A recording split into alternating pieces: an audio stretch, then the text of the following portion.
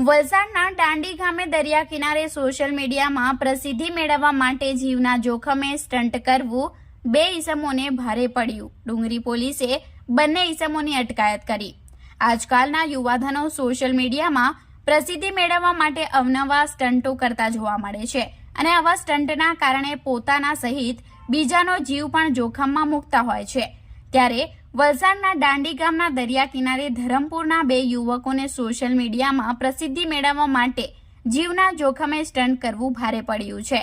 ડુંગરી police station હદ વિસ્તારમાં આવતા દાંડી ગામના દરિયા કિનારે મહિન્દ્રા કંપનીની ઠાર કારમાં જોખમી સ્ટન્ટ કરતો વિડીયો તારીખ 25/6/2024ના રોજ સોશિયલ મીડિયામાં વાયરલ થયો હતો, જેને લઈ વલસાડ જિલ્લા પોલીસ વડા ડોક્ટર કરણરાજ વાઘેલાની સૂચના મુજબ જોખમી સ્ટન્ટ કરતા ઈસમો સામે કાયદેસરની કાર્યવાહી કરવા સૂચના આપવામાં આવી હતી। જે સૂચનાના આધારે ડુંગરી પોલીસની ટીમે મહિન્દ્રા કંપનીની થાર કાર તથા ઈસમ બાબતે તપાસ શરૂ કરતા વિડીયો પટેલ રોનક 25 રોનકની ઇન્સ્ટાગ્રામ આઈડી ઉપર અપલોડ થયું હોવાનું જાણવા મળ્યું હતું।